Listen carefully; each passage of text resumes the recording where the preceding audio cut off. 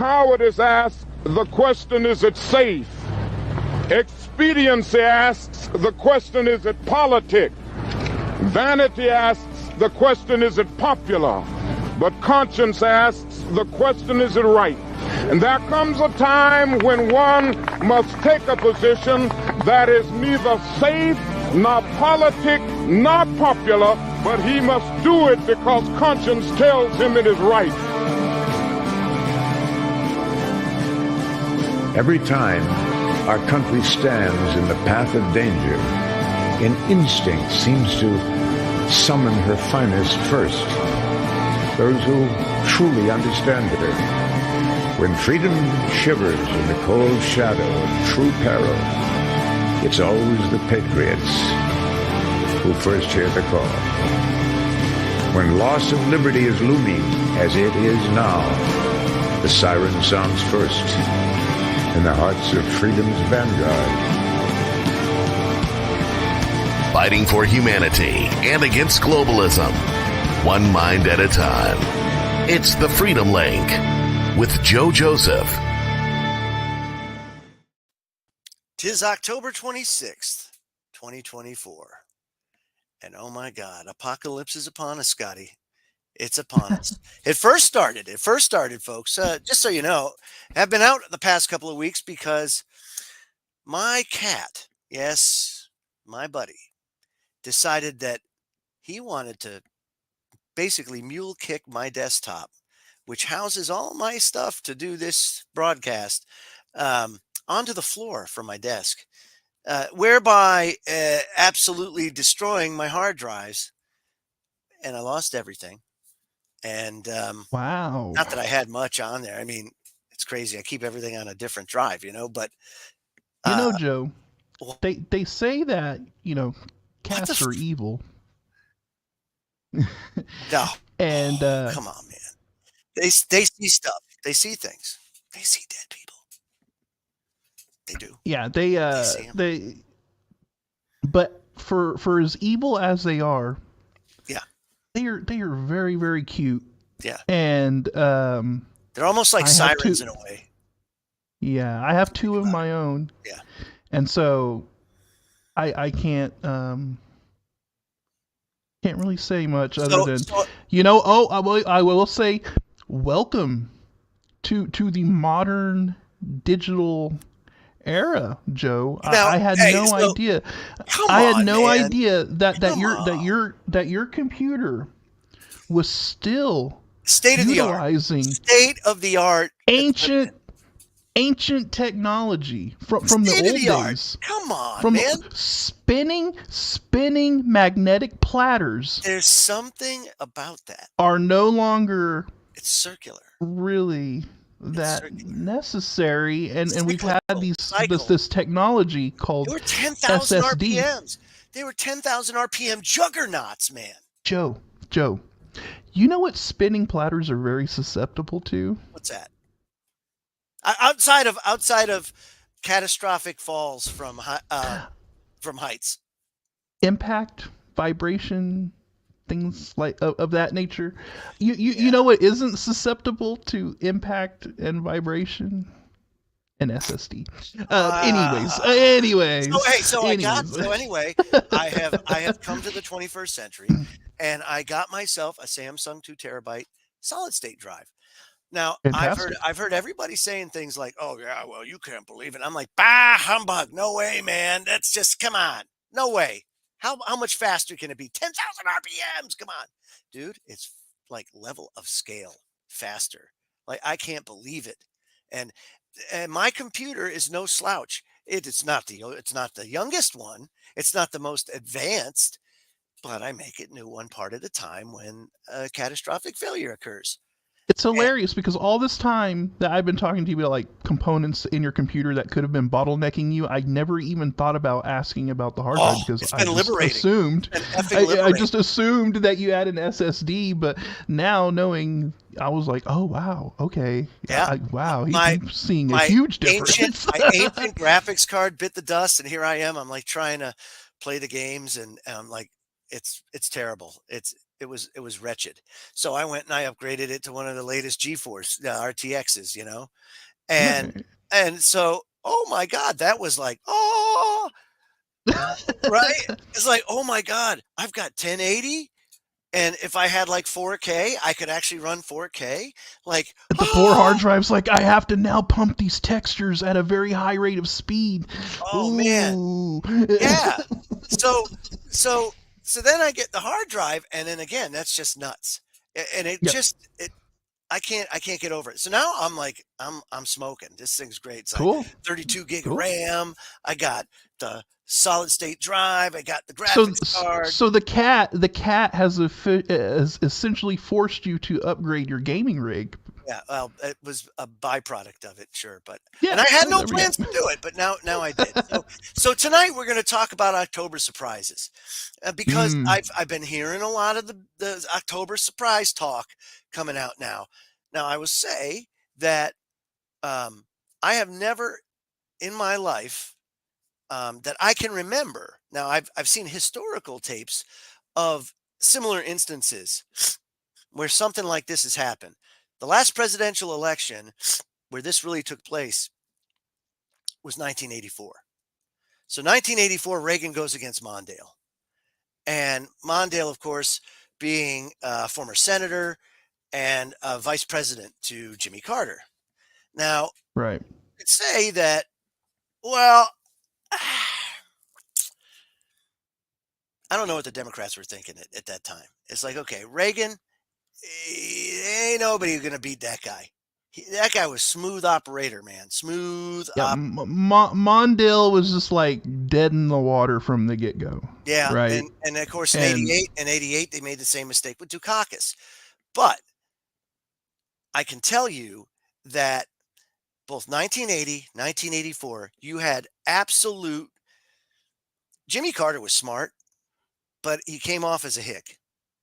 And no offense to Hicks, but back in 1980 and 84, if you look at pop culture, it was very heavily influenced by Wall Street. Everybody was enamored with Wall Street, with the Wall Street way of life. Yeah, and people got to remember, I mean, Reagan was from California. Yeah. You know, and that whole, sort of, what would you call it? Fast sort of Wall Street, high profit, capitalist mindset, get things going, get the economy going, and then just like the whole hustle culture around that, right? And all of that. So there was a whole vibe behind it too. That I think is very interesting that people don't. Well, I mean, like one of the movies that I think of, Secret of My Success. If you haven't seen it, Michael J. Fox movie, but it gives you a good look at the hero worship of Wall Street during that time frame. And so the hick mentality didn't work in 1980. That and the fact that he came off as weak. Right. So, and what was going on? Energy crisis. Kind of like we have now. We got a bad energy crisis. You got an energy crisis it's basically been one of the root causes of all this inflation, all the driving of inflation. When you double and triple the cost of energy, you double and triple the cost basically of the way everything produced. It's level of scale type of increase, and it can also be a level of scale type of decrease. But as you see, and funny enough, gas prices are a microcosm of the overall system. When you have some sort of supply disruption or a threat to supply, what happens? Prices go up fast. When your inventory is low, it tends to go up fast. When the prices and inventory gets high, it feathers its way down.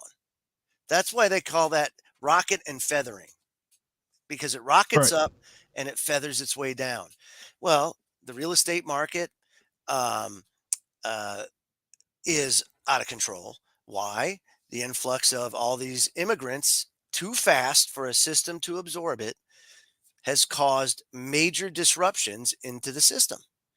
It's really simple to think about, when you take all the affordable housing and you give it away to somebody else, but you have a flood of new families and people come in and they take it all And up. not to mention that all of that housing and all of that property is owned by BlackRock, right? And There you go. Yep, they buy it yeah, up and then they get yep, exorbitant rent from yes, the government because the government's going mm-hmm. to pay. Right. So it's an interesting dynamic that's taken place. And we're in that same dynamic now with the current standoff. And I'm sorry, just like Reagan, Trump is a showman and he knows what to say. He knows how to market. He's been a successful TV guy. I mean, these are just truths. You don't have to like him or hate. You can hate him. It doesn't matter. These are just accepting the truths that are out there. You look at the other side and you have somebody that can't answer a question if it's not scripted, if it's not a pre-selected person.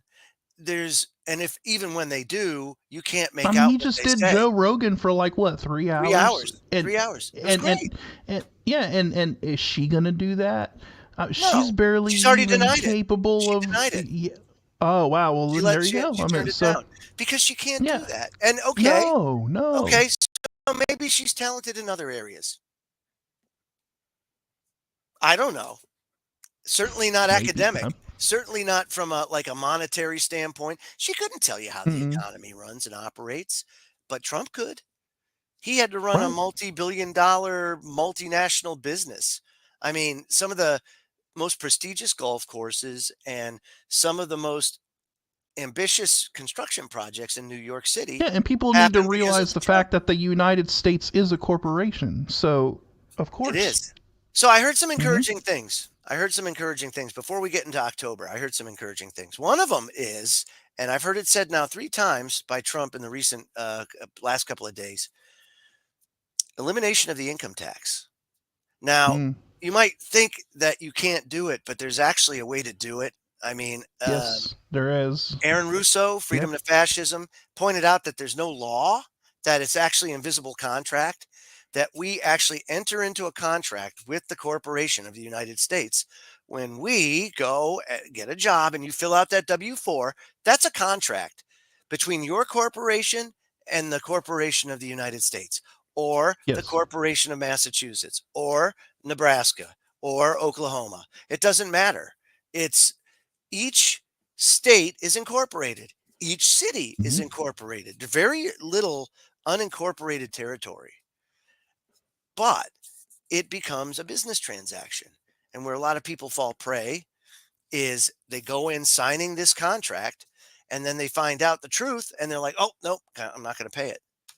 Well, on a singular level or a single person, you're going to get your ass kicked. You're going to get your knees broken. You better pay the freaking mafia its tribute.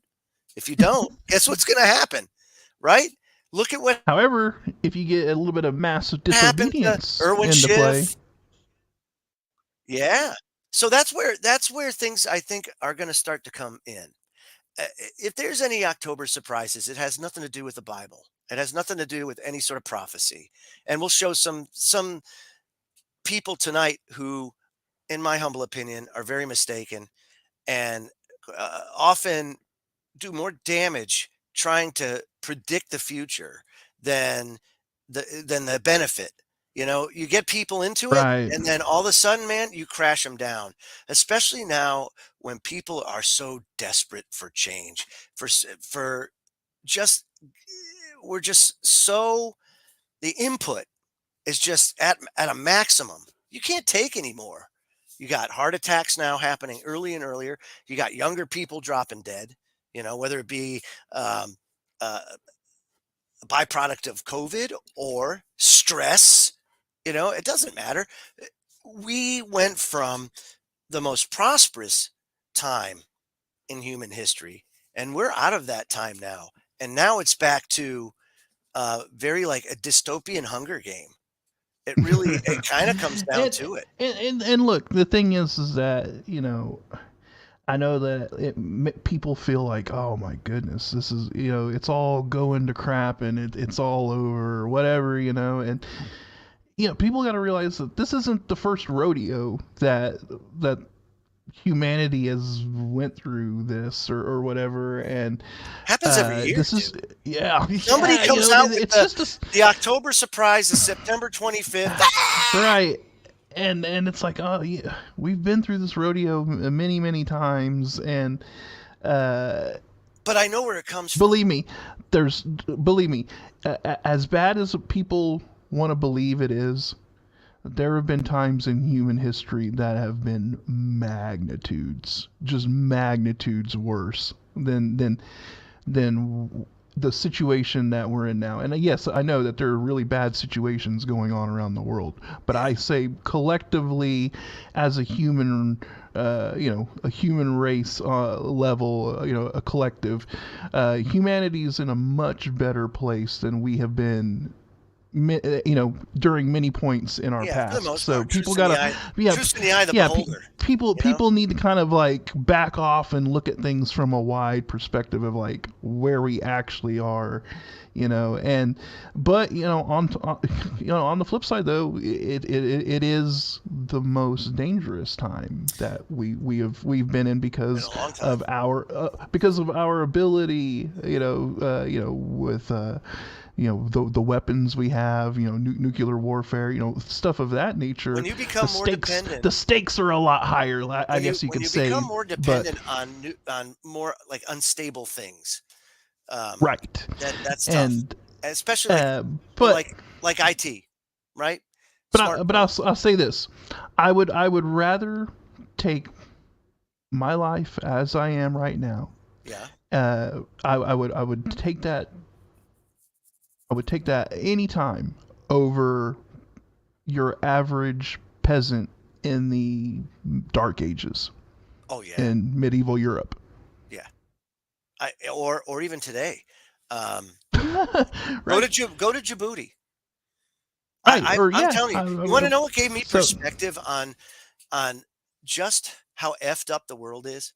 What gave me perspective was when I first went to Djibouti. Djibouti's the capital of Djibouti. It's weird, man. I mean, it's just right. But you want to talk about squalor on a level that I have never in my life seen before. I don't think I will see again.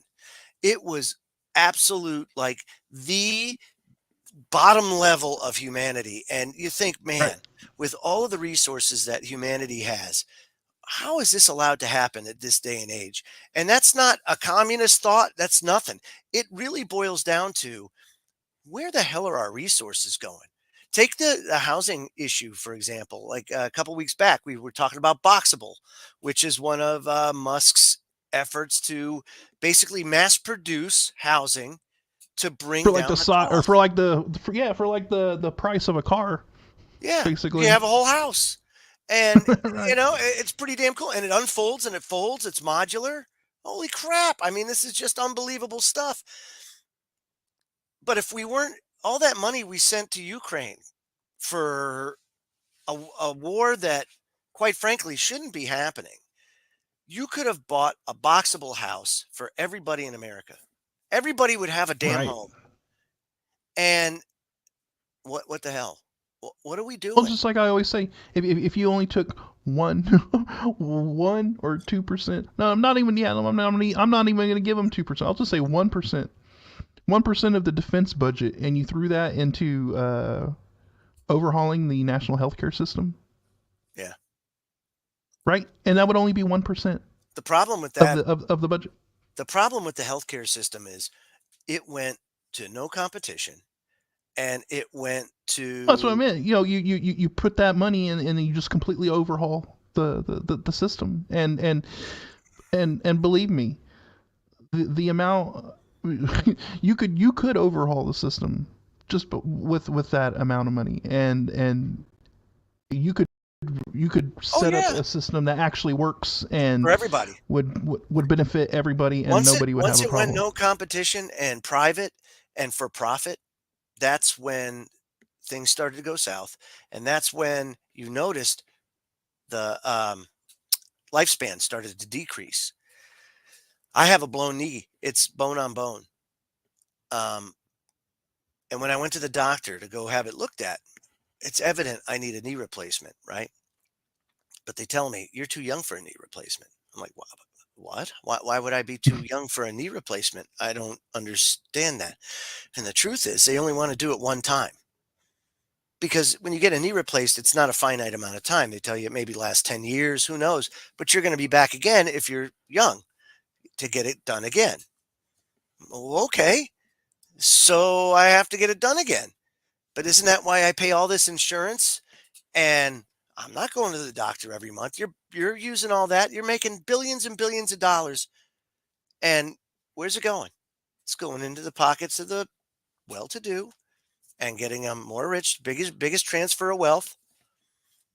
One of the things I see about Trump is, and that's what encouraged me, is when he started talking about eliminating the income tax. Well, holy shit. Right. Absolutely, you can do that. But there's some hard truths you have to confront if you're going to do that, and quite frankly, there's deep changes that would have to happen in order for that to go away. Some that I don't know if we're entirely ready for. Hence the reason why social unrest and things like that are certainly not out of the realm of possibility, not at all. But you're talking about basically the service for the national debt.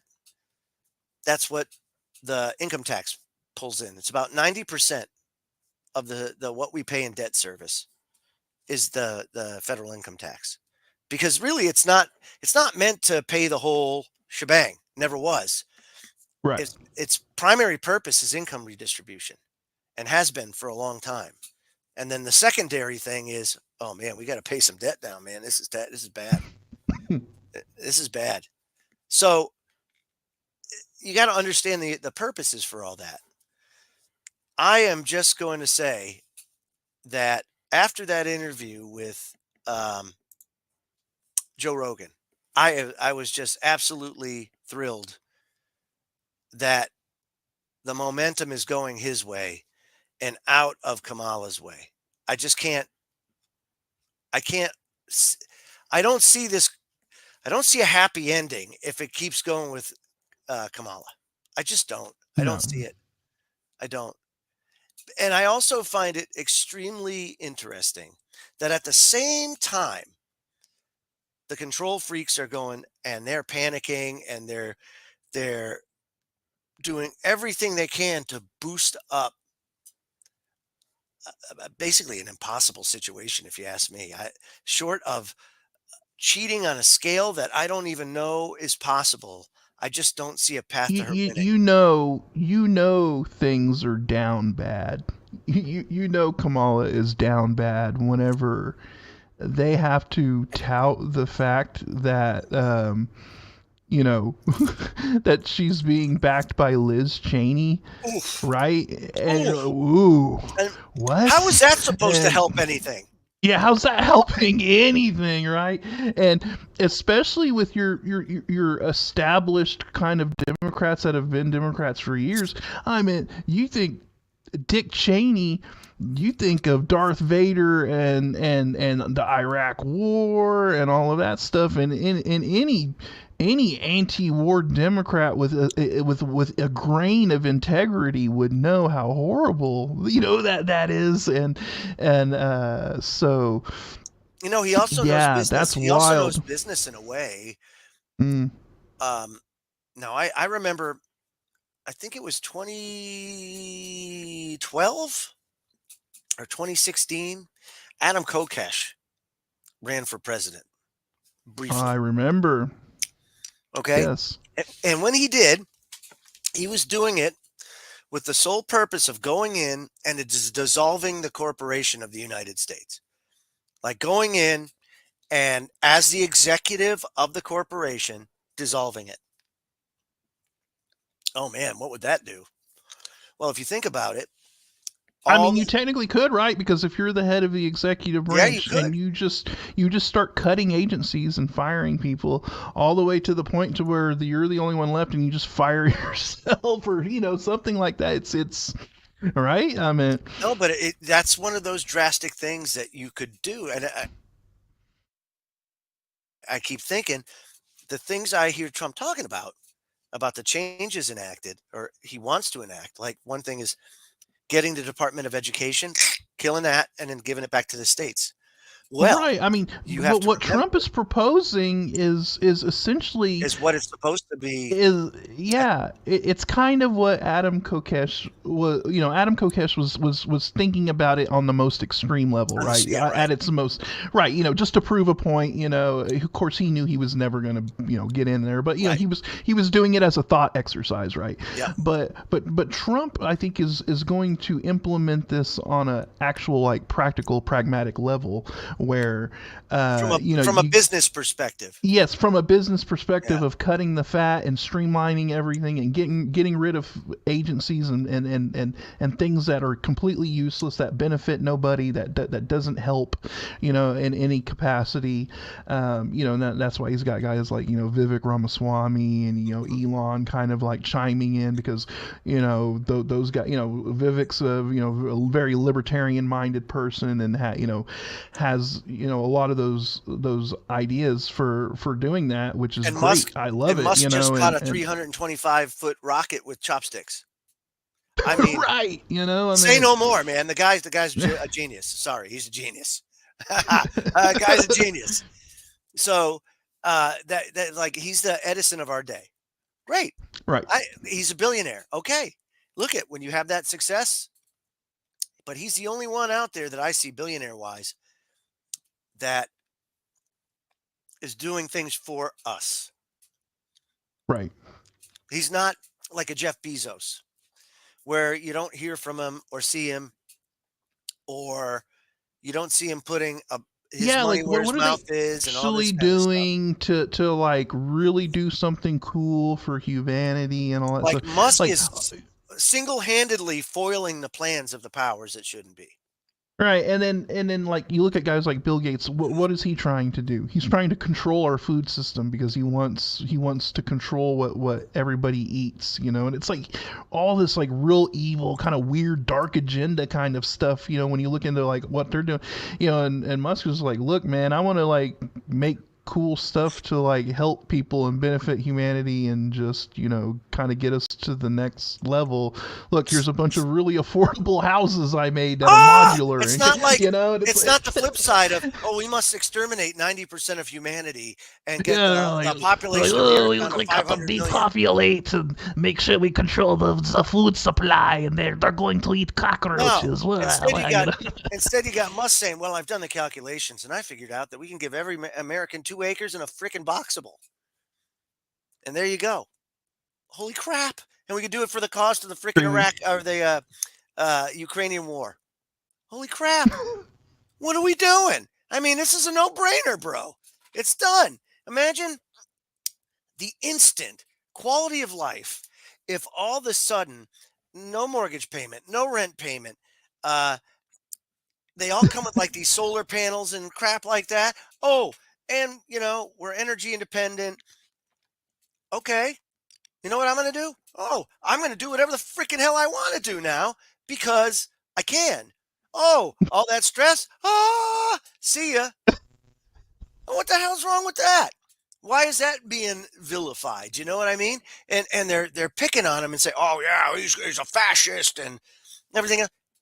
It's all 180 degrees out. Anything these control freaks tell us, also, I think that really always 180 degrees out.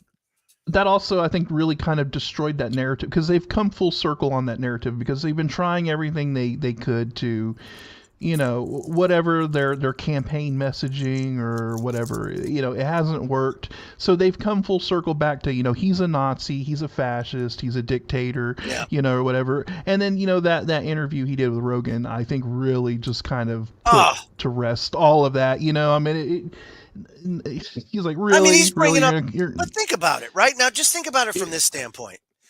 Connecting with people, right?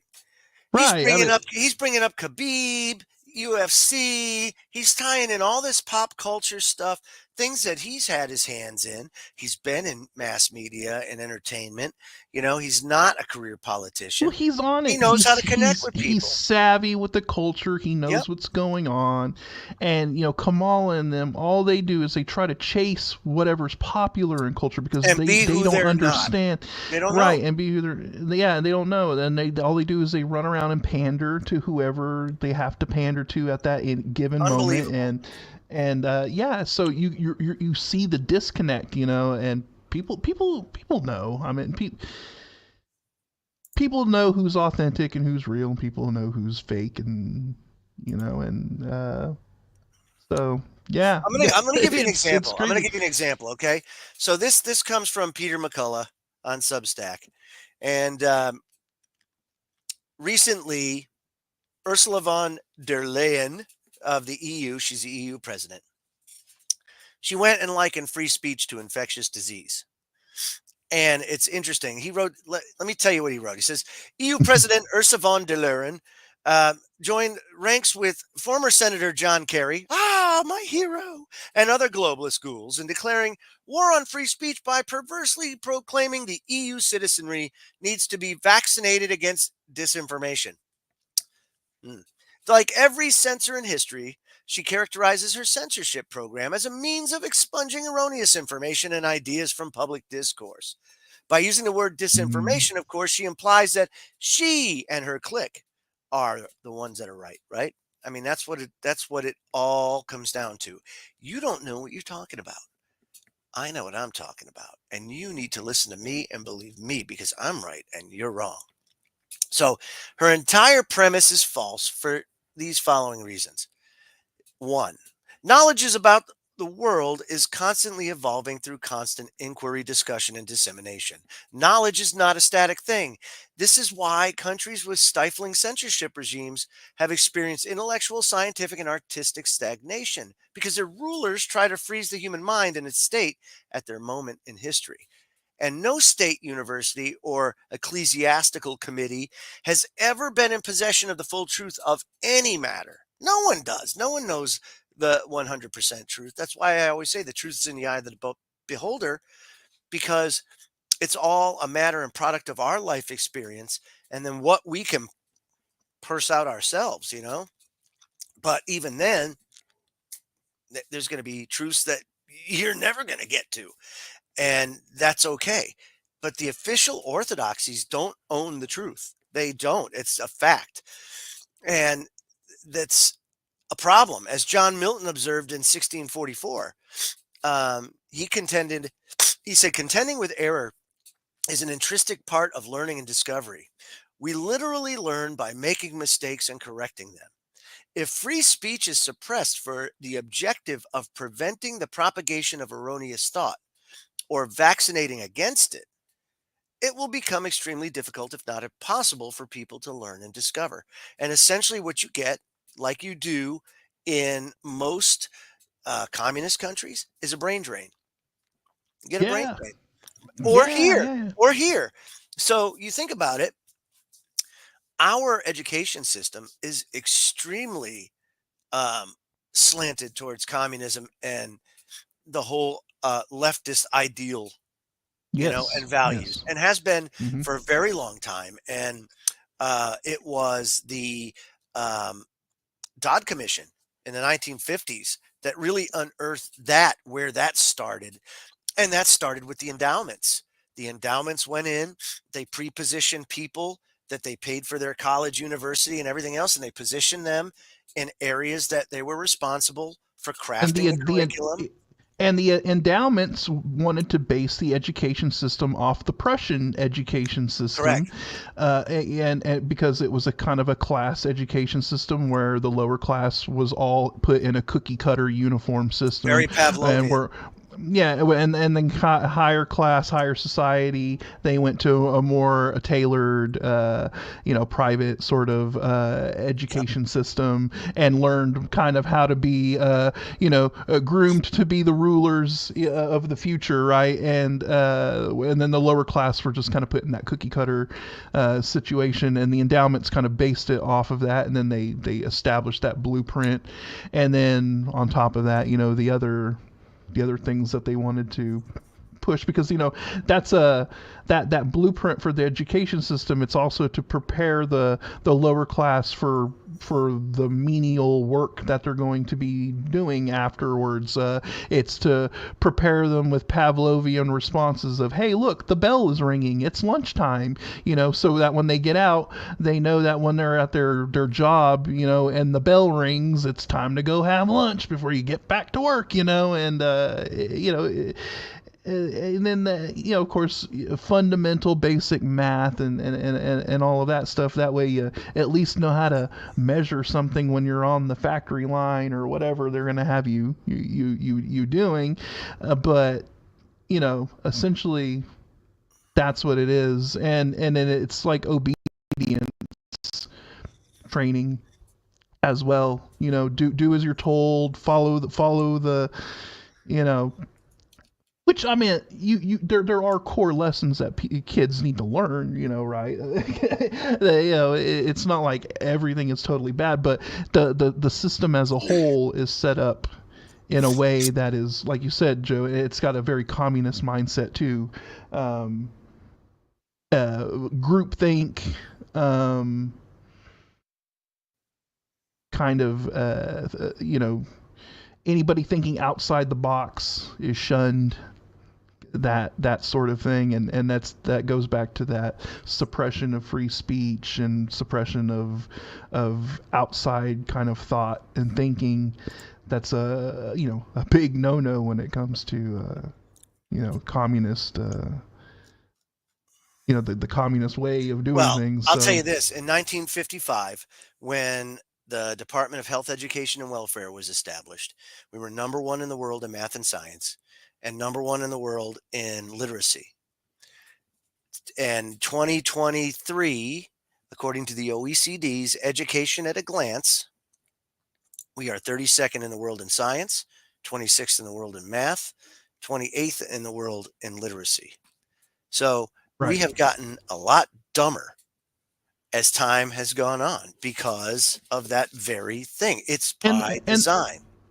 And the old way that people used to be taught, at least, like in the 1800s and stuff, it was more like smaller classrooms, maybe just like the school only has like, it's like a Montessori setup. It's like a small, more like a small building instead of like a giant school. Mm-hmm. So everybody's getting much more personalized, one-on-one. But there's also a measure of personal responsibility that goes along with that, where the kids were more self-paced. They were more self-paced. Like my great-grandmother, she skipped like 3 grades because she could, because she didn't have to go through it. She knew she passed the test. Boom, you're gone. You're going up. And that's another problem. You have a lot of these kids in these schools that are really, really smart, and they shouldn't even be where they're at, and they're bored, and then they said, well, they're diagnosing them with ADHD, and they put them on drugs. They put them on drugs when it's really they're in a place that they don't want to be. Everything to them is probably way too easy, and they're like, gosh, And so then you put them on stimulants or whatever, and then they're just like, and they're not. What they should be doing is like they should be saying, okay, cool. What really interests you? What are you really into? Well, I'm into this and this and this. Right. Okay, well let's start tailoring your plan. Your education and the things you want to do. Let's start focusing on that. On what you're interested in. Get you going in that direction. And that's how they should be doing it with everybody. No doubt. I think. And 100%. But yeah, and so. And that's why and going back to, like where we are now, how you can get so many people to just be so gullible and just like mind hive follow like these narratives that get put out there. It's because, I mean, that's how our education system and everybody, has been sort of trained to act. It is. Unfortunately. It's true. But I'll tell you what, there's been, like I said, there's a great awakening happening in so many different ways. And that's why the homeschool movement. I think that's where the internet became much. a big, the internet became a big game changer in both ways, actually. It became a game changer in, waking people up and giving people access to information that they normally would not have had. Hey, the universe is a balance, right? Right. You're going to have X amount of good, X amount of bad. But then on the flip side, the internet has also brought us our echo chambers and, social media echo chambers and the addictive nature of social media like TikTok and things like that, causing, what they're calling brain rot, right? And, just doom scrolling and constant just scrolling and just being bombarded with overload of stimuli and information and causing everyone's attention span to drop. And that too, plays a role into it.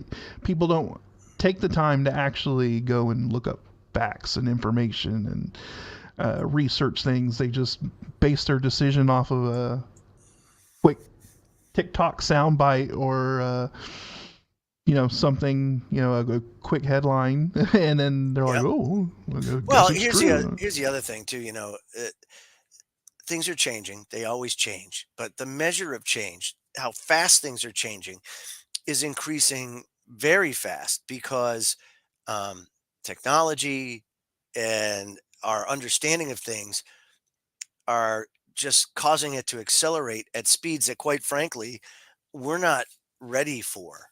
And I don't think we'll ever be ready for. Think about, okay, we'll take a timeline, say between, I'll say 200 BC to, I don't know, 100 BC to 100 AD. Right, maybe so 200 years. 200 year span, right? Okay. Maybe we'll do that. 200 year span. What do you think there were any great? What great technological advances occurred in that time for humanity? I think you're muted. Oh, nothing. We were horse and buggy for 5,000 years, dude. Okay. I was gonna say I'll probably expand it even longer. Okay, we'll do 500 BC. You could do 5,000. 5,000 BC to 1900. Yeah. So, humanity was essentially locked into a very confined area of technological advancement. We had peaked. And we had just plateaued out for such a long time. Yeah, we were at a technological plateau for thousands, for hundreds, if not thousands of years. And then within the span of like 100, no, maybe even like 50 years, our technological advancement just exploded on a level that is actually very hard to comprehend because it's incomprehensible to think about. Like not in this iteration of man. The amount of scientific discovery and then things that were also that snowballed and cascaded from the invention of the transistor and the computer in general. Oh yeah. Well, I mean, look at all the repressed stuff, or the technology that doesn't exist but does. You know what I mean? Mean, free energy and scalar technology. And so we talk about how the internet is like overloading our minds. I think in general our general acceleration of technological advancement is happening on a level that I don't know, like humanity is like we're like, whoa. It's like almost kind of outpacing our ability to really comprehend it's a version of evolution. Well, we don't understand the effect that it's having. It's an evolve. We are evolving, and we are. The question is what are we evolving into? And it's very scary because things are happening so fast. You have very little control over the situation. Not to mention that, but even with all the censorship, you still can have people making October surprise predictions, and they can still get out there and cause a bunch of hullabaloo, right? It can happen. Even in the 1800s, it happened. It happened on such a scale, folks, that they actually gave it a name because it was so disappointing. They called it the Great Disappointment. See, these October surprises, or where people they tie things to biblical prophecy. I've always made it a point not to do that because people get wrapped up. The more desperate a society becomes to needing and embracing change, the first phase before it really starts to break loose is a bunch of soothsayers that come out and start doing, well, September 25th, October 25th. There was a guy recently on a podcast. And hey, I like the podcast. It's good, But from time to time, people can put stuff out that it sounds good, it sounds real, it's justifiable, okay, but it's not. And I'm going to highlight a certain part of this. So in this podcast, the gentleman pushing this October surprise, and who knows, maybe it happens. But a broken clock's right twice a day. So he's basically saying, well, this star appeared because the Star of Jacob appeared, and somebody 3,500 years ago predicted it. Well, now this has to be. This is it. We're going to have a surprise. Something's going to change. The United States is going to end. And then he has this to say, and I want to share this with you because for the life of me, I can't understand how this calculation came about and how it leads to this year. Check it out. God revealed this to me last week. The United States has a lifespan, and then it's over.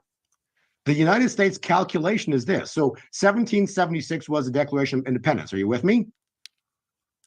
Let's do some simple math. I'm with you. I'm right here. I'm listening. Okay. I want you to say this out. Yeah, 1 plus 1 is? 1 plus 1 is? Dos. Dos. 2 plus 2 is? Cuatro. 4 plus 4 Don't go is? any higher than that. No, just kidding. That's it. No, that's last one. Last one. 8. 4 plus 4 is? 8. 8.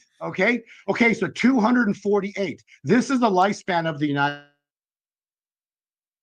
States. Now, how do you get that calculation? Where did it come from? And how in the hell did you say 1776 is the start of the United States when in fact we just broke free, but we didn't have a country? We didn't have that until the Constitution was ratified.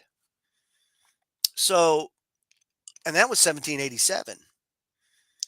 So that's the funny thing with these people, I just don't understand where 1 plus 1 is 2, 2 plus 2 is 4, 4 plus 4 is 8, 2, 4, 8. That's it. Where'd the equation for that come from? How is I'm a little I'm confused. Okay. So because of that, there's going to be an October surprise that is going to end the United States and usher in the golden age. Wow. Okay. Yeah. Now, I've heard the golden age before. Childhood End. Childhood's End. Remember that movie and the book by oh gosh, he's the kitty fiddler from Taiwan that passed away a little while ago. Prolific author. Hold on. Arthur C. Clarke? Arthur C. Clarke. Thank you. So he writes this book, and holy crap, man. I mean, it sounds super legit because I mean, he's tying facets of occultism and biblical, and he's tying it all together, and it brings about the golden age and then the end. Oh man, anybody that if you can find that miniseries. There was a miniseries done, Childhood's End. That was pretty wild, man. Oh my God. What a crazy, crazy miniseries that was. At the end, my jaw was on the ground like, whoa, because you could actually see that happening. Like, whoa, man, that's, oof. Is it going to happen? I don't know. But that's the kind of power that we have today because you can put these visuals alongside the written and bring it all together to a point where, oh my gosh, man, it's possible. And that's always been the issue with these people that try to do these like prophecy breakdowns or shit. Yeah, that they decoded the messages or whatever. I mean, this guy, he obviously, he went big brain. He put a lot of effort into this one. 1 + 1 = 2. 2 + 2 = 4. You just lost me at that. I can't. 8. I don't care if the rest of it is big spot brain, on. man. You lost me. I'm done. I can't do it, man.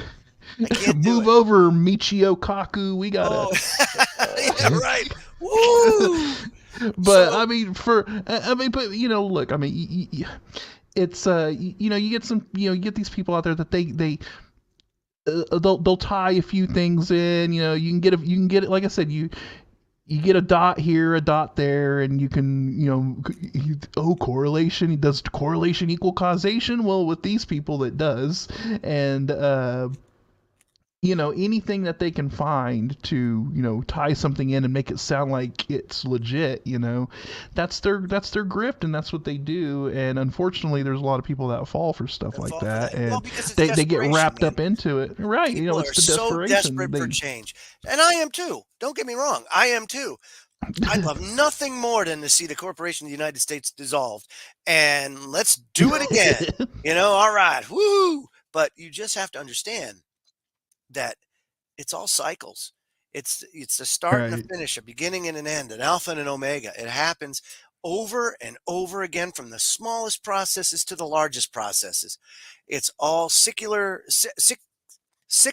in nature and circular in shape, if you will. And it just ends up being kind of, man, this pisses me off. But I always take a historical approach. So we're almost up against a break. And I can't get into it now, but when we get back on the other side, I'm going to talk about, one of the biggest disappointments. It was actually called the Great Disappointment. And you would think that people learned after that. A lot of people were ruined. And all this guy was doing what he thought was right and in his heart and everything else. And he ended up causing a lot of heartache and pain. I think a lot of people are going to be interested in this story, whatever. And that's why I'm always cautious. Always cautious.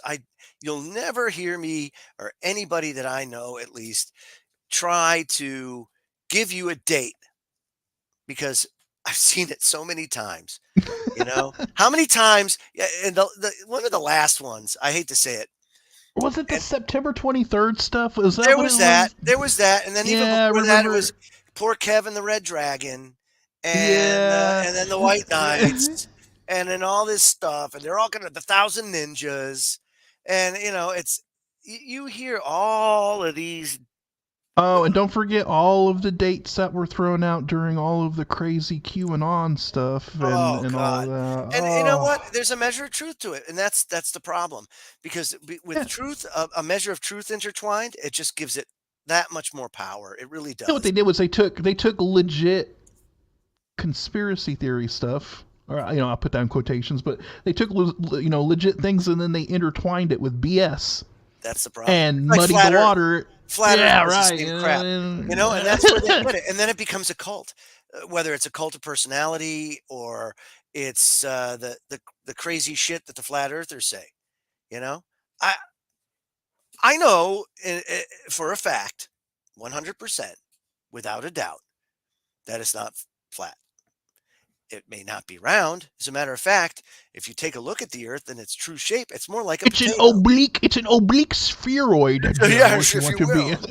Want to be precise. It bulges out on the side. Yes. Yes. But the ice wall thing and all that kind of stuff. Come on now. Come on. Yeah. You know, let's just stop. Stop right now. Right. So, that's one. Then you got like the whole global warming freak force out there that say, wow, it's man bear pig. Well, that's the problem. If we just make people eat bugs instead, well, that'll go so much farther. And that's the crazy thing is it doesn't even necessarily have to be a religious cult or these religious extremists putting dates on things. And that's a good example, Joe. Look at these climate change fanatics. They've been putting dates on the end of the world. Remember, by 2013, Florida's going to be underwater, and we're going to die and all that stuff. So it's no different with them. It's just that climate change and the government is their religion, and that's the way they fearmonger people and put out crazy. It's basically their version of prophecy.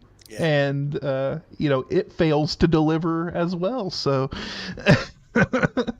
I don't dig it. So our number one is done. Our number two coming up, we'll talk about the Millerite movement and the Great Disappointment. That will hopefully, after hearing that story, you won't put much weight into these soothsayers that all come out and tell you that, a certain date, something's going to happen or whatever. And they use these broad generalizations to tie it to say, oh, yeah, well, I was right. No, a broken clock's right twice a day. So we'll be right back. Don't go away. More Freedom Link on the other side. Take it away, Bill.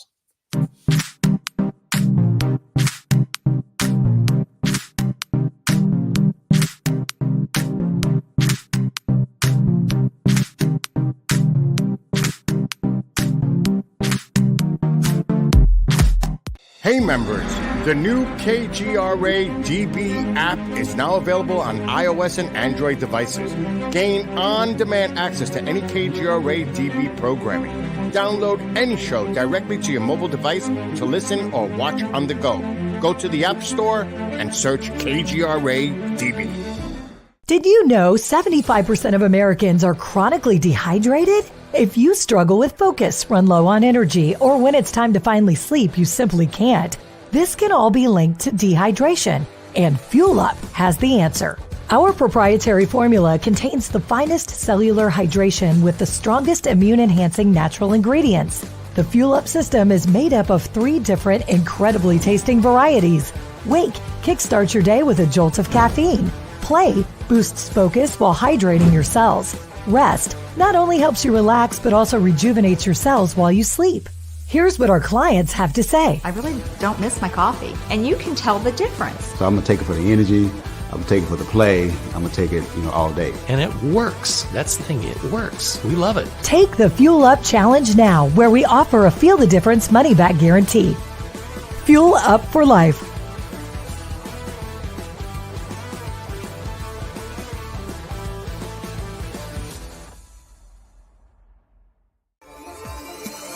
You're listening to the KGRA Digital Broadcasting Network. We provide unparalleled coverage of trending news in the world of ufology, cryptozoology, and paranormal phenomenon. Whether you're watching our video live stream or listening to one of our audio programs, you are getting the best from world-renowned researchers and hosts, guiding you through topics the mainstream won't touch.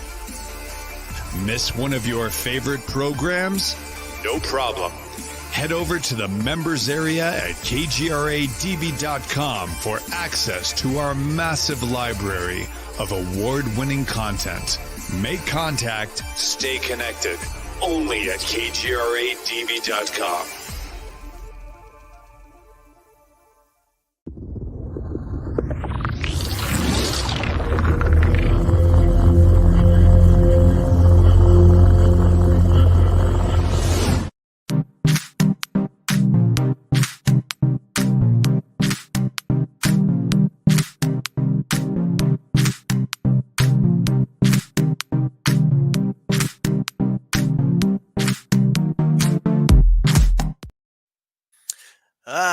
So we're back. It's hour number 2 of the Freedom Link, and absolutely Champemp. I have to have just tell you how surreal it is to live in Massachusetts.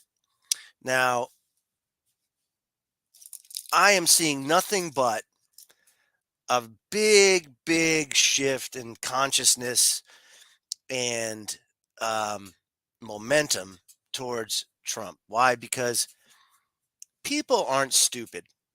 I give people credit that they can recognize when they're getting fucked over.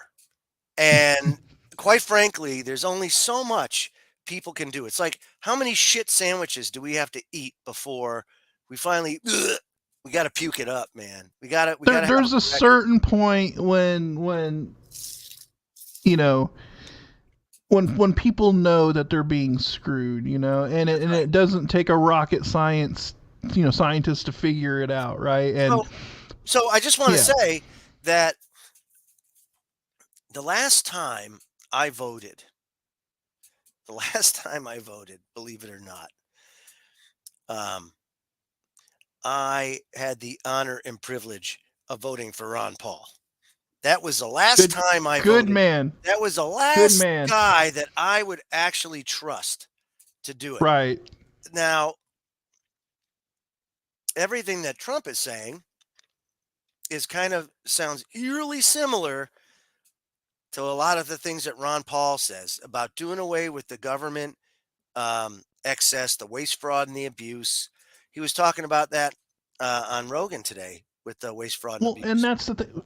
Look, regardless of what people think about Trump, right? Yeah. He tries to surround himself with people that he believes are the smartest people in their field.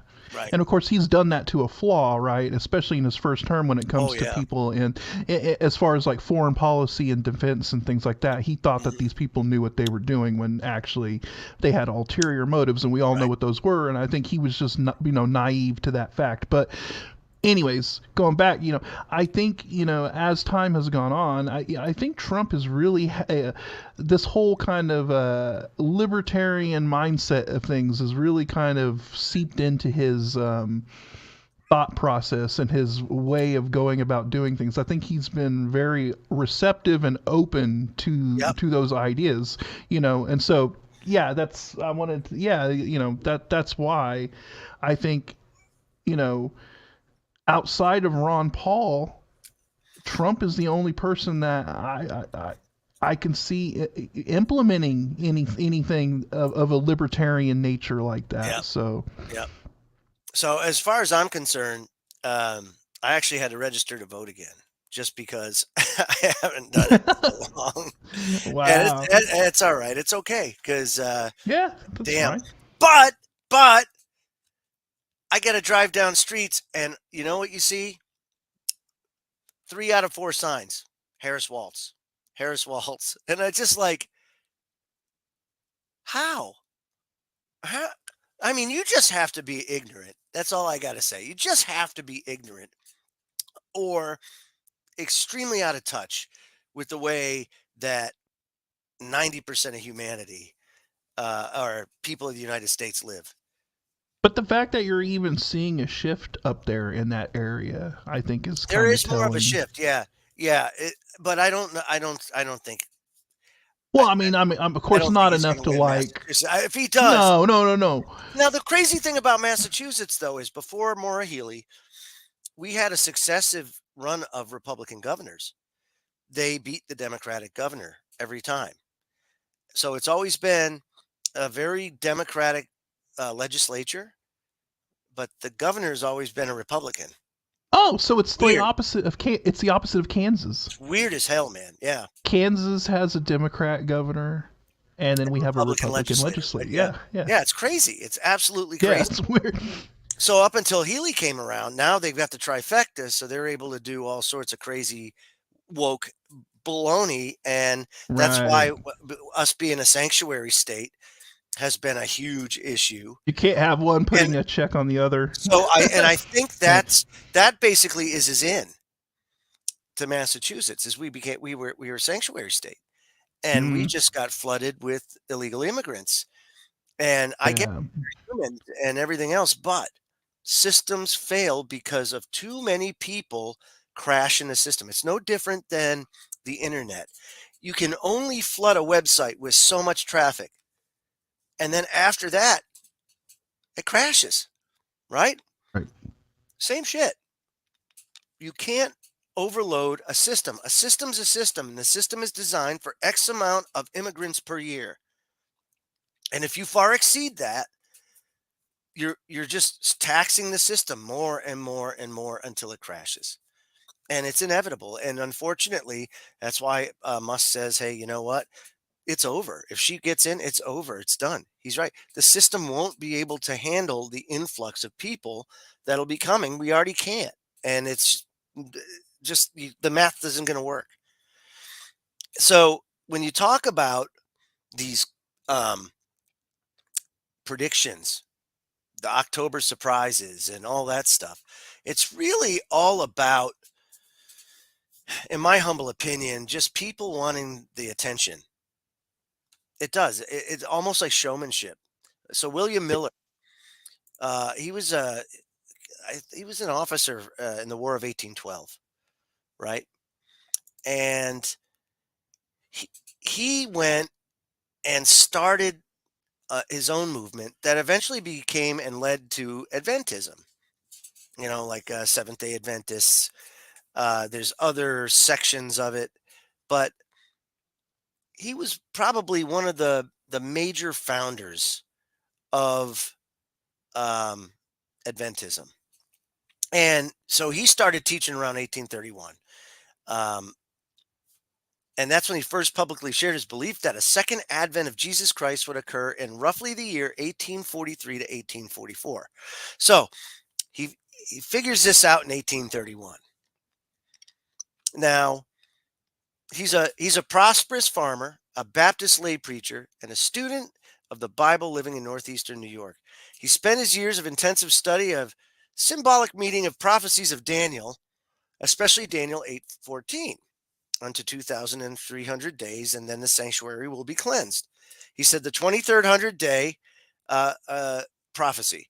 Miller believed that the cleansing of the sanctuary represented the earth's destruction by fire at Christ's second coming. So using the year-day method of prophetic interpretation, he became convinced that the 2300-day period started in 457 BC with the decree to rebuild Jerusalem by the king of Persia. And simple calculation then initiated that this period would end about 1843. Okay. Kind of like 1 + 1 is 2, 2 + 2 is 4, and 4 + 4 is 8. And it goes on to say that in 1822, Miller formally states his conclusions in a including Article 15, quote, I believe that the second coming of Jesus Christ is near, even at the door, even within 21 years or on before 1843. And that document remained private for years. Now, he went on, so you know, he spawned this Adventist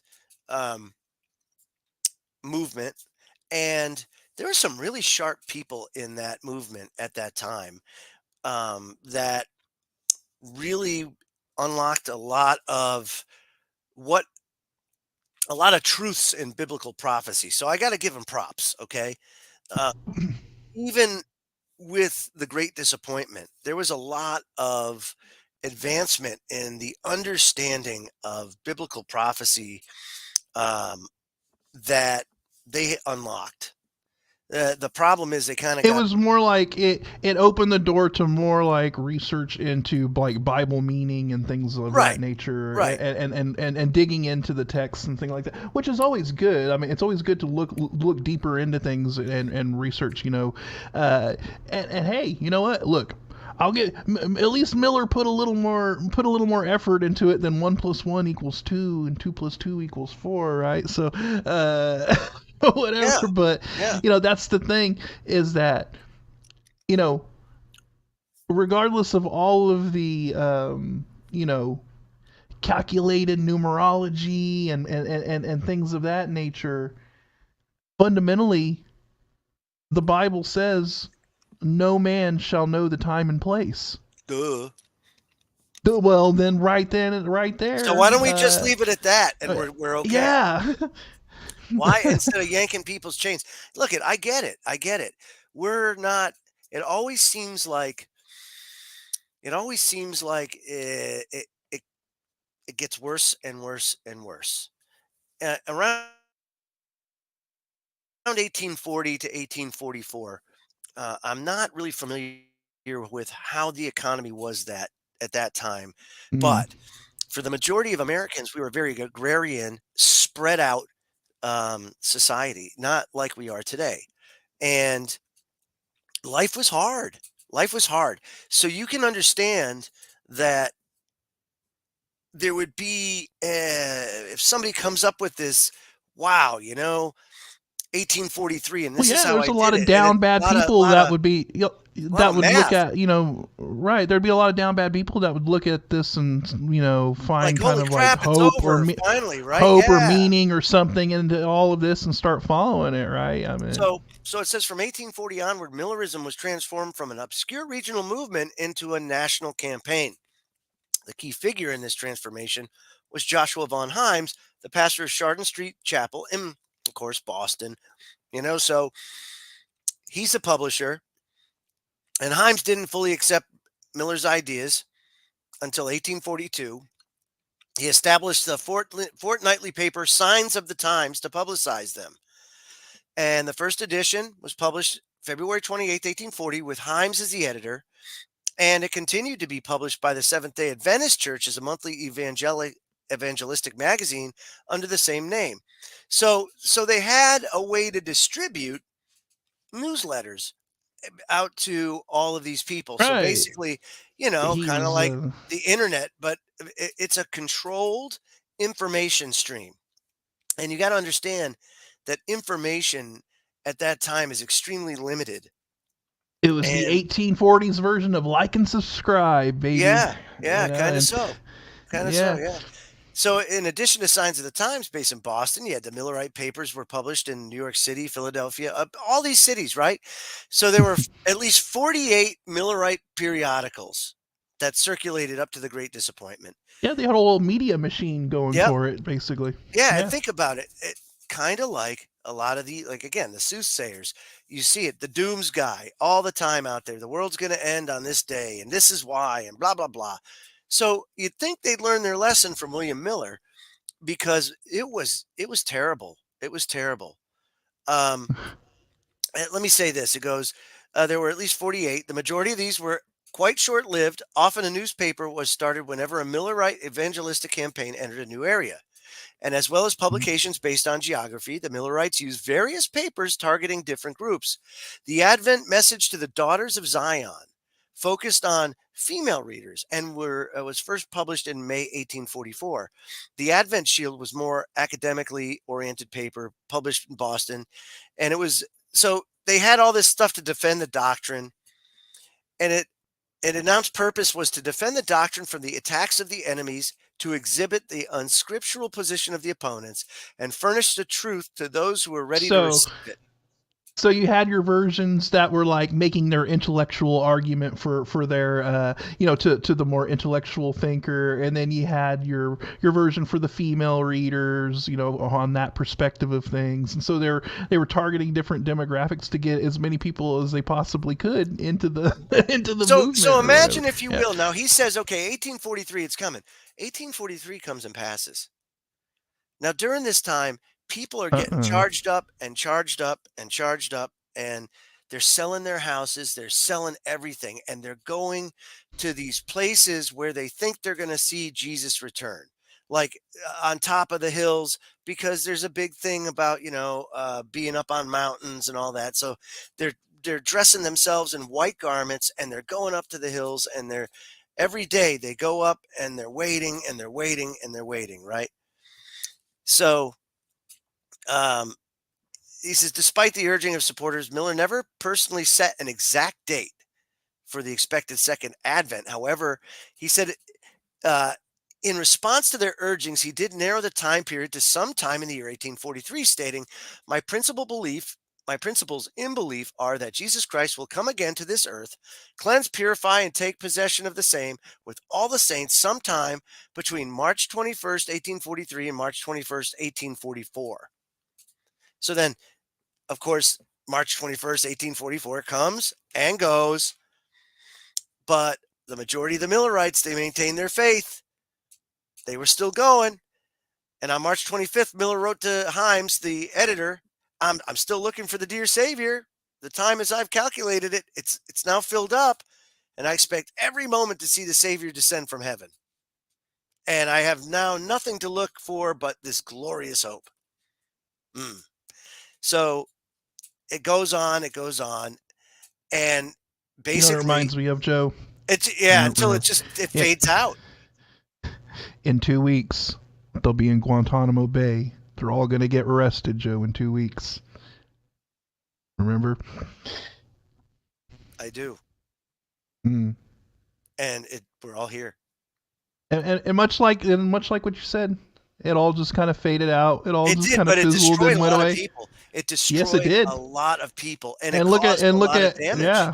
Yeah. Caused a lot of damage. Oh yeah, because a lot of people fell for it. They believed it. And they wholeheartedly believed it to the point to where, like you said, they were willing to sell their houses.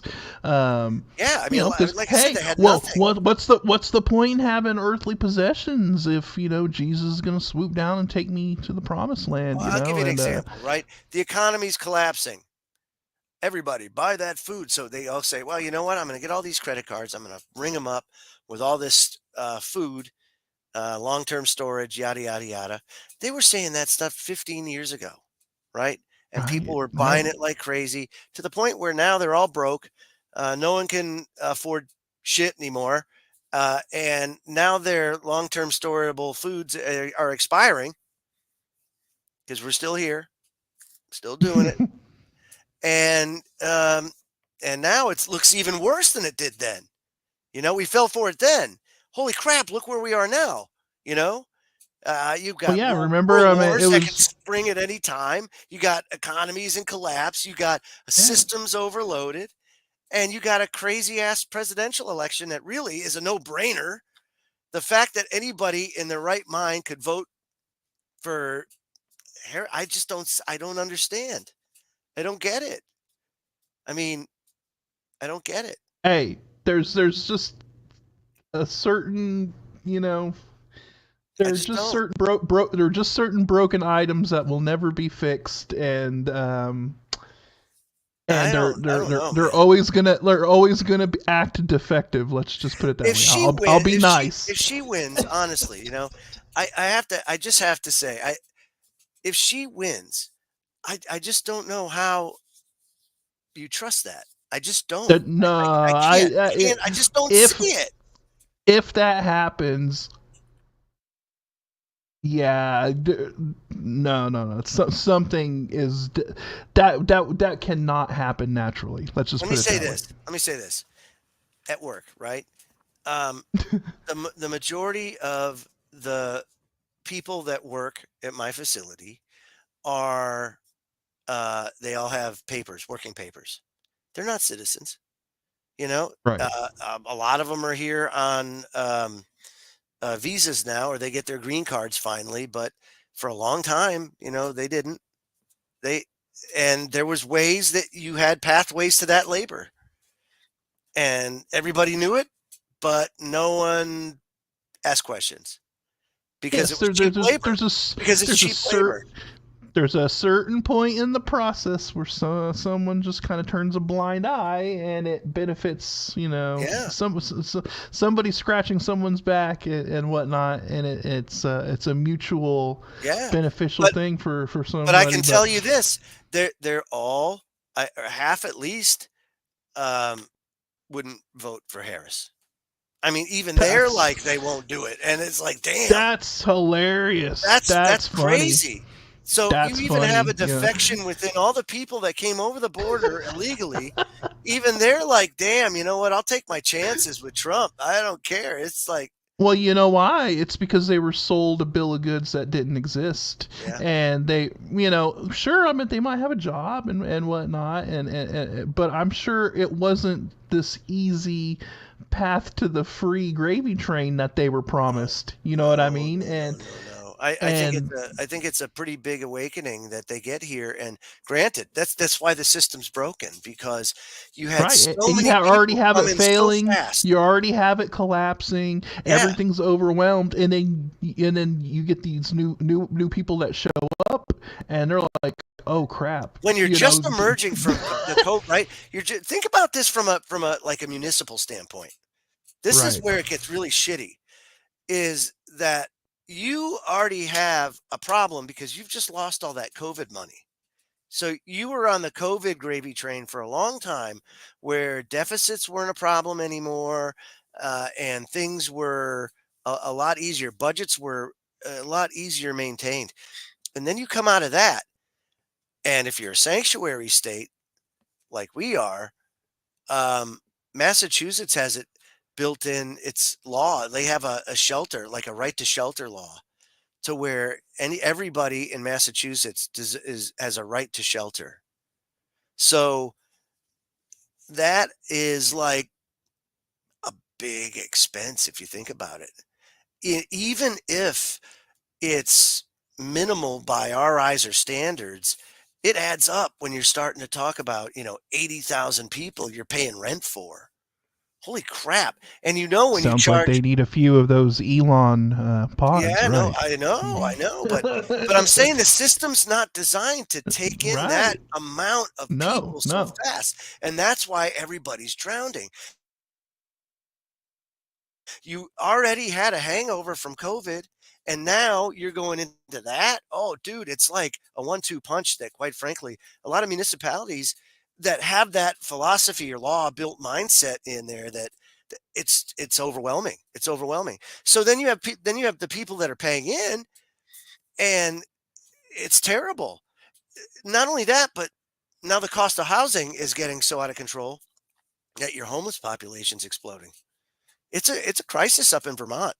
Vermont, there's not. I hate to say it, but it's not like one of those high life, high style, city like states. It's very rural, and like West Virginia and Maine, they grapple with a lot of addiction because there's not much to do outside of chopping wood and not chopping wood. And it's, I mean, it's not known for its high life. And I think what happens is social media gives people the idea of why am I not living like that? Why am I not doing that? And they see where they are, and they're like, oh man, they get all depressed. And that's when they go to the street, they start doping up and everything else because there's nothing else to do. Let's party, or something like that. And it becomes a big problem. Well, you have that section of society where we haven't even figured that out yet, which is very easily solved. And then that's super devastating, and it's super horrible because it's like, you deal with like the impoverished rural segments of society, it's and the most vulnerable. For years, yes, they're the most vulnerable. And even before we had all these exotic weird drugs that have been introduced into our country, these were the areas that used to be do you know how that happens? Dealing with alcoholism on a high level and things like this. This is a crazy thing about it. I learned about this because one thing that's a tragedy here in the United States, along with the addiction side, right? There's a hysteria, and that hysteria over it has encompassed the people who actually need the medicine. And they have, according to in the DEA's own words, become collateral damage of this war on drugs. And so the way it happens is the people in the labs that are dealing with this, the chemists on a molecular level, when they're making these molecules, right?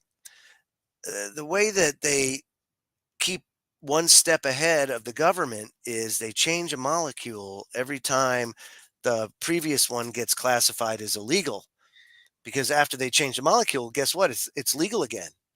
I can ship it. It's not regulated, and they have to go through a whole process to get it onto that illegal list. So, but they've had to manipulate the formula time and time and time and time again. And they just do it to buy themselves time until the next molecule gets banned. And but it messes it up more and more and more. Every time you're changing this molecule, every time you're changing the molecule, you're making it more dangerous. You don't know what the side effects are, and things would get really weird. That's right. And then of course you start messing with supply. Well, now we got to change the ingredient. Well, we'll try to use this. Oh, well, you don't know, but it's like carcinogenic and everything else, and it eats your skin. And there's a whole host of things where it's become a big problem. Whereas if people want to go get doped up, let them get doped up. I don't give a shit. If you're going to go to work every day and be a contributing member of society, if that's your shtick, then have freaking opium dens. You know, you had them before. They were there. Gave a place to go. You went and did it. Got a massage on the side, something like that. Hey, it's all good. Bring them back if that's the case. You're not going to get. Here's the problem with prohibition. It never effing works. As hard as you want to engineer it out of society, you're never going to do it. And unfortunately, humanity always looks for a workaround. Yeah. And the only people that suffer are the most vulnerable. The most vulnerable people. That's right. Right. And then the people that are reliant on these medicines that can't get them because of these quotas that are now people that actually pharmaceutical companies do need a painkiller of some kind or whatever. They can't get it because the doctors are afraid to prescribe it to them. And the DEA will shut them down. The DEA will shut them down if they start being, let's say, help, because that's what happens. Oh, Patriot Change the Channel is still around. Unfortunately, he's not available tonight, so he will be back up, and he might even be on next week. Who knows? But that's really what it's all about: is the having to stay a step ahead, and in doing so, finding the workaround time after time after time. That workaround's gotten toxic, very toxic, and it's caused a lot of problems, a lot of death. You've seen it with. Spice with marijuana, you've got like the K2 spice and all of this spice. That stuff's terrible. It's essentially bath salts is what it is. Yeah. I mean, people smoke it and then they end up having like excited delirium and they lose control. They freak out and it's like. Yeah, I've seen them like. Yeah, and it's like, really, that's supposed to be a substitute for weed? Jesus Christ, Man, I don't. And is it worth it? So, I mean, that's what I'm saying. Is it worth it? No. Like I said, give them opium dens. That's what you do. Hey, tax it. Tax it. Let him smoke weed. Let him smoke weed. Who gives a shit? Hey, we drink, right? That's okay. Is it? Yeah, that shit's poison. But you know what? People want it. There it is. You're not going to stop it. They tried. They couldn't.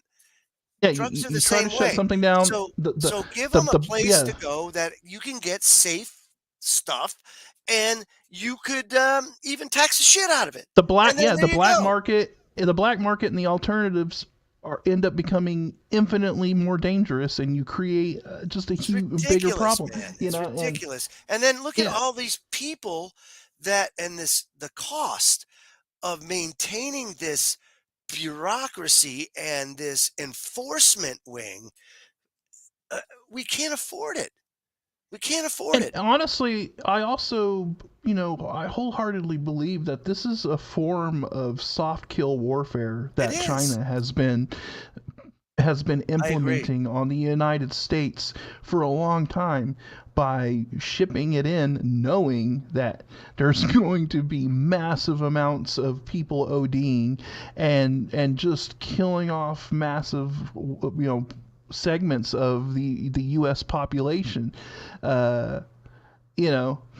It's very interesting, right? Because you think of like the opium wars of the 1800s, and you think of you think of things like this that go back in history and how, the British facilitated the opium addiction of a lot of people. Oh yeah. Oh man, it was You know what I actually mean? it was actually a weapon of war.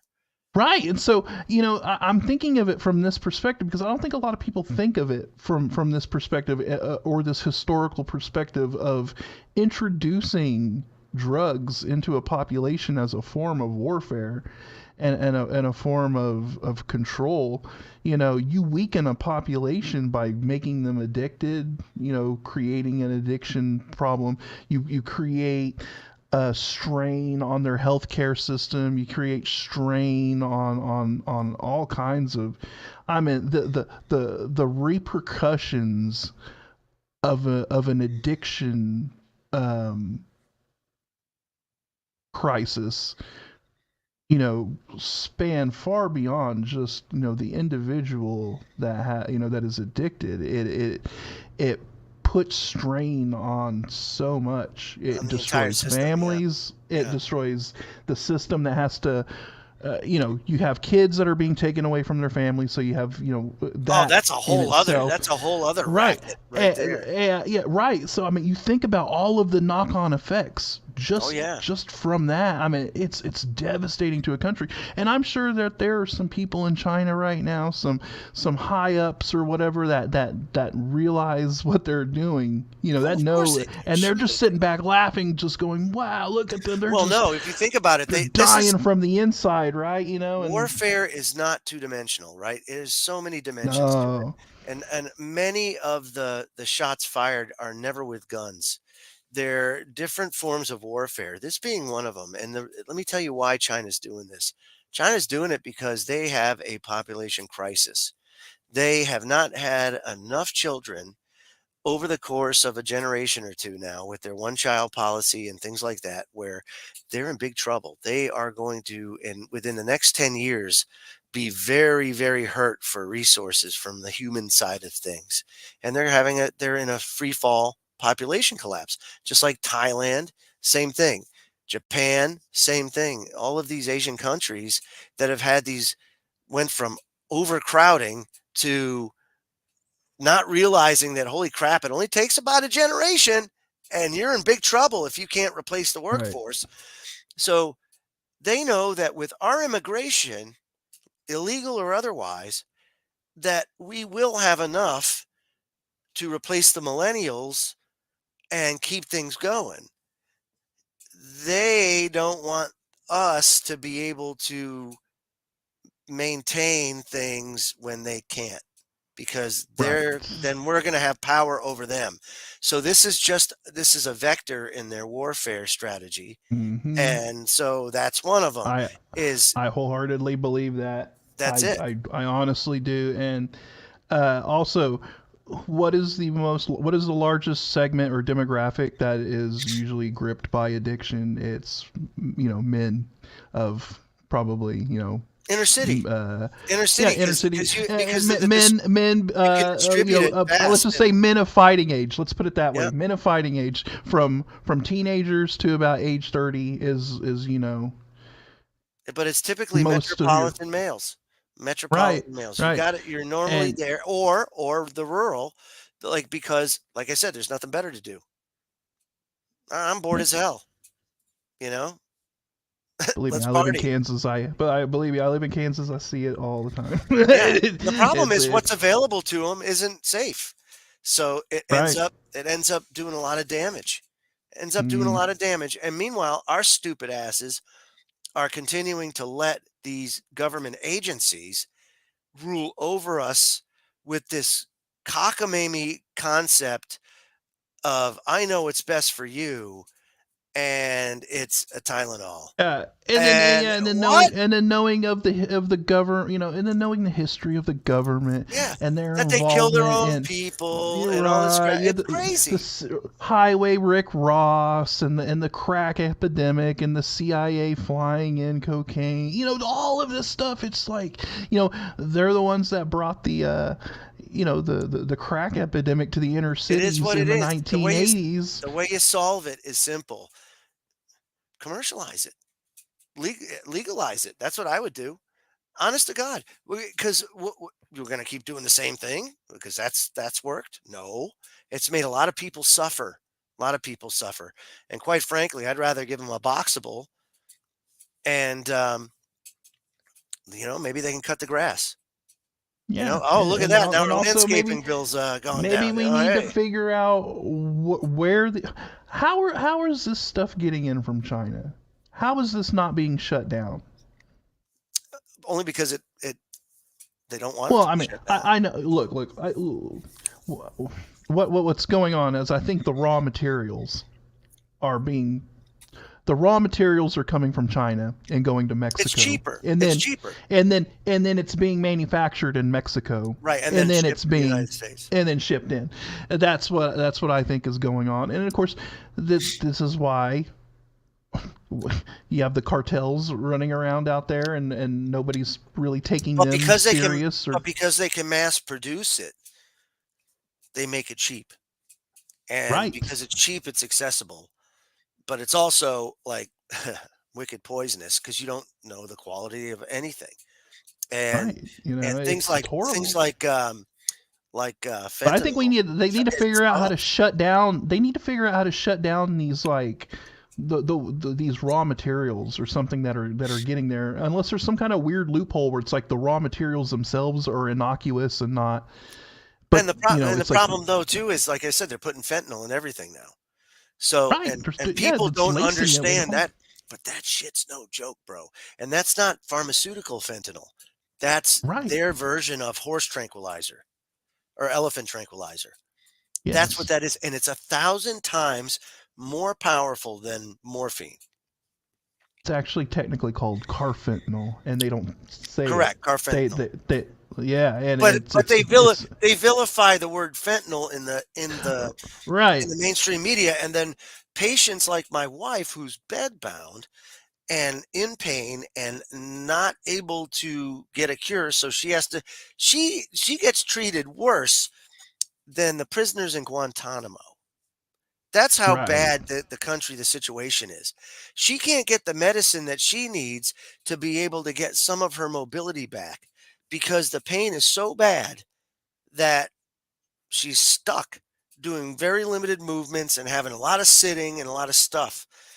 Your situation, Scotty, you should be able to have relief when you need it. You can't. And the problem is the system is set up to make you low-hanging fruits, to make you a target. That's what the prescription monitoring program does. That's what all the monitoring on the doctors. They go after the doctors now to the point where the doctors are even afraid to prescribe it. And then if you get a doctor to prescribe it, there's quotas out there that prevent pharmaceutical companies from making it in the right quantities. A pharmacy can only get X amount per year. And these distribution companies have to ration it out to each. So we have to pick up our medication. To pick up medication for my grandma sometimes, or we don't have it, or whatever. And it's like it is a racket to no end, Right. And quite frankly, if we just got the government out of medicine, out of the doctor-patient relationship, got the government out of the pharmacies, and had a pathway for people to get help when they want help without any fear of recourse or anything else, and available stuff that's clean and safe for those that do want to do it and tax the shit out of it, great. Hell, we could probably pay down the national debt. But that's why, I also maybe, have a little bit of hope because I think Vance, understands the toll of addiction on a family because his mom, she's been sober for 10 years. Help, but they gotta want it. And they gotta want it. Right. And I think Trump, he's made some positive comments about, like legalizing marijuana. He's like, even though it's not his thing and, he doesn't condone it, it doesn't matter. I mean, it's just the right thing to do. And it's stupid to vilify people and throw them in prison for for a bag of weed. I mean, it's so stupid. If it's a natural ridiculous. occurring substance, right? I got no issues. At least it's organic, I guess. Look, if you're making something synthetic that really has no medicinal value whatsoever, and I would say in the long term is more harmful to you than beneficial, then it should be outlawed. And yeah, I mean, because anything could technically be considered a medical treatment in maybe some extreme circumstance or something like that. But I think that there is like a certain line you got to draw, with crazies, just allowing somebody to look. If I think if the substance alters someone's mental state to the point that they cannot control their actions, it should be outlawed. Yeah. Because right, that's like as long as you're able, like bath salts, right? But if you notice, it's when we modify the base ingredient. Let me give you a story, right? But of course, somebody could technically make the argument that what I just said would apply to alcohol, right? Because you can drink alcohol and you could black out and then not have any control over, what you do or whatever. You could, but then that's where that's been around for thousands. That's been around. Yeah, but then that's where personal responsibility comes into play, right. and alcohol doesn't just do that right off the bat. I'm talking about the kind of substances where it's like you take one hit of it. And then you just completely you lose your mind or whatever. Yeah. No. I don't think people need to be consuming those substances. Well, it's like legalizing nightshade and things like that. It's like okay. Right. Like I said, there's a certain cutoff point. Poison. You know what I mean? Right. Especially if you are no longer in control of your faculties. And you're right. So that's why when some people are like, just legalize everything, man. I'm like, no, let's not legalize everything. You don't have to, because those things wouldn't even be there if access to the real stuff was available. Yeah, it goes back to what we were just talking about. Those things are only there because they've been used as alternatives or have been like, well, we can't get this, so let's try this and see what it does, and yeah. So to me, it would be a great surprise. This would be a great November surprise, right? My November surprise is hopefully I'm going to make a prediction. My November surprise is Trump won, and he in November is going to surprise us by doing away with the Department of Education. He'll make sure he gets that out there in the open, and give the education back to the states. I think that's kind of a backdoor way to deal with student debt too, believe it or not, because basically they took responsibility of the debt, but it is an agreement with the federal government, the Department of Education. If he does away with that, I don't know how they transfer that. I was gonna say that. So if the Department of Education took to cease, and then it just became and then it just disappears. I guess that's just null and void, right? It would be like a bankrupt arm of the corporation. It's a write-off. Wow, interesting. Yeah, see, because that's where his business sense comes in. I think. Right. I'm like, okay, yeah, cool. So that's my prediction. Yeah, that's my November surprise. There it is, and hopefully that we get something along the line of a little more cooperation, a little less attack. Like I don't understand. I'd hate to see him pop a war off because he wins, or I also hate for them to. There's so much in play right now, like the Diddy thing. We don't even know what's going to come out of that. And my mom is like my mom is fully invested in the whole Diddy situation. She's been. That guy did some nasty shit with a lot of people that it would really mess up their lives if it came out that what they actually did. And I guess it was all taped. Well, Epstein was for politicians and And Epstein was for like politicians and CEOs and corporate leaders of that kind, and Diddy was for celebrities and people in the music industry. That was his clientele. And so that's kind of where people need to kind of get their minds of, is, Epstein was handling that group, Diddy was handling that group.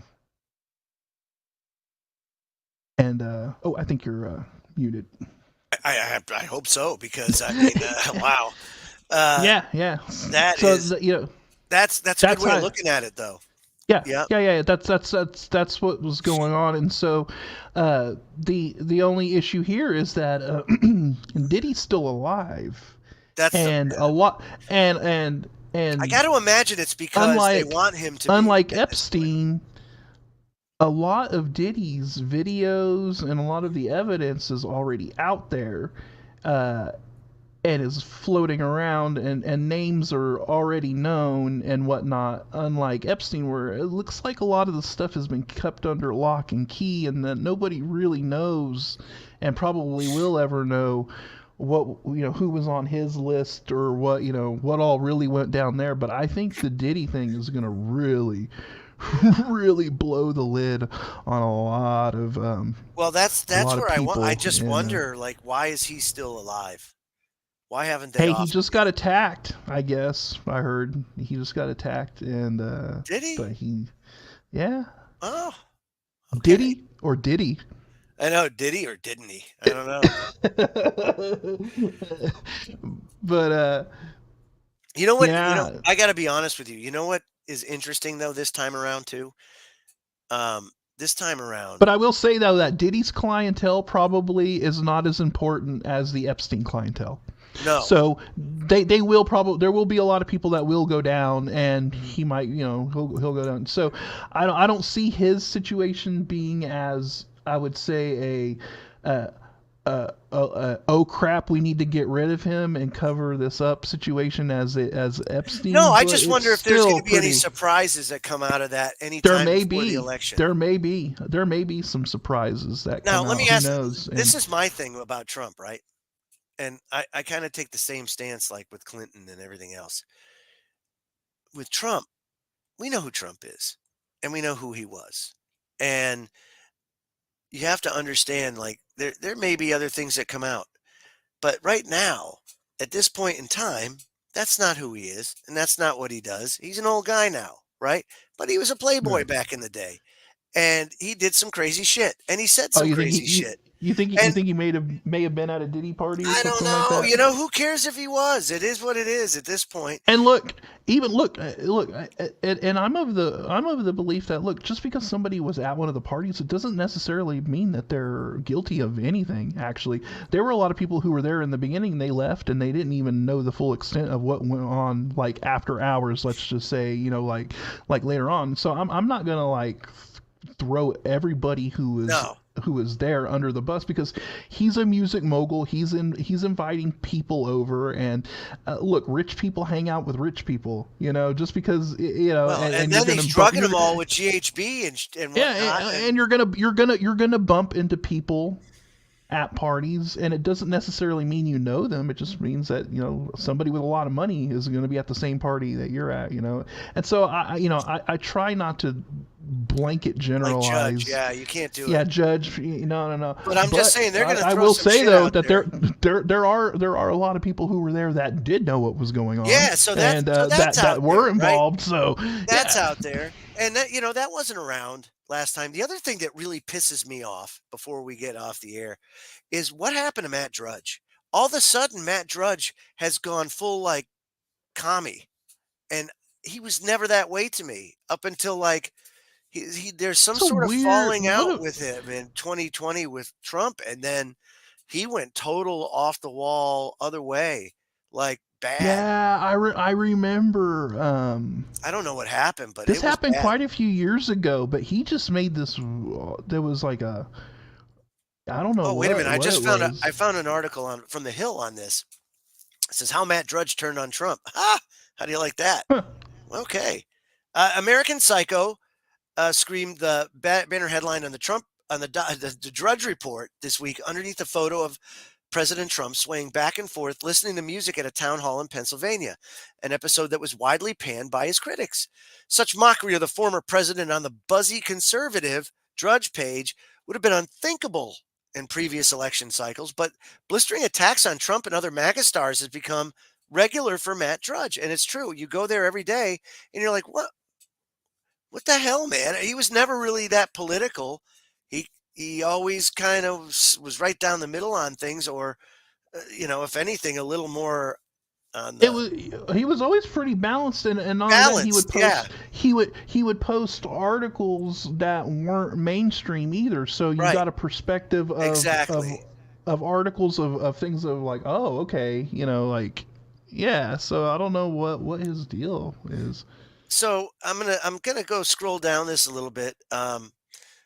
Okay, so let's see. Still, Drudge is still a staple in the morning media diets of many news professionals, right and left, and political operatives looking for outside that box angles and chatter on the right.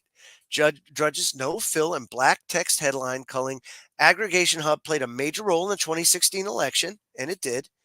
But by the time Trump was in the White House, tensions between him and Drudge reached a fever pitch, according to those who watched the dynamic between the two sour over time. This is what, okay, now we're getting there. The site increasingly featured headlines during Trump's time in office complaining about a lack of funding for a wall along the southern border and pinned blame on Trump for an influx of immigrants entering the U.S. By 2020, as Trump's running for re-elections, tension boiled over, with Trump writing on social media that spring, "I gave up on Drudge, a real nice guy, long ago, as have many others." Other up-and-coming digital provocateurs in the conservative media space looked to capitalize on Trump's sour tone on Drudge, echoed the former president, and accused him of selling out to Democrats. So I guess at some point in time that his opinion shifted, and when it did, now he's always painting him in a kind of a dysfunctional light, when in fact... Trump is just, the only way I can describe it is he's a New Yorker. And if you know how New Yorkers are, you know how he was brought up, how it is to live in the five boroughs, and know how you got to survive and you got to hustle, and people do. And it's really expensive there, but you can really make a lot of money if you really hustle. And he's a hustler. So that's who he is. And what you see in the interviews, and like today with Joe Rogan, or yesterday, that's him. And it's that authenticity, I think, that people need and are gravitating to, because the other side is all fake. Everything's scripted, everything's fake. With Trump, it is what it is. You don't know what's coming half the time. You know what I mean? And then he does this thing where I got to weave it in. And it's awesome. He got me with the weave thing. I'm good now. Because I know that was subliminal for I have hair plugs. That's what it is. He just said it in code. That's my cue nugget for the night, right there. It was code. It was code. That's code for my hair plugs itch, which is code for the 1,000 ninjas are gonna come and take out all the bad people in government, and then we will live in a utopian society in harmony ever after. Remember, Joe, 1 + 1 = 2. 2 + 2 = 4. 2 and + 4 2 + 4 = 8. Therefore, next week, the United States is finished. That's right. That's right, folks. I think we're out of time. And so it's gone fast. And we'll see you next week. Hopefully, Change of Channel will be there. He couldn't make it this week, unfortunately, folks. But next week should be interesting, because it'll be right before the Tuesday election, and there's already been a ton of pre-voting. So, it's going to be crazy. It's going to be a wild ride, man. And all I hope is that people keep a level head and it doesn't get too crazy and out of control. Know what I'm saying? That's right. I do. So we're going to waltz our way out of here, and don't harass us on the way out. We'll see you later. Oh.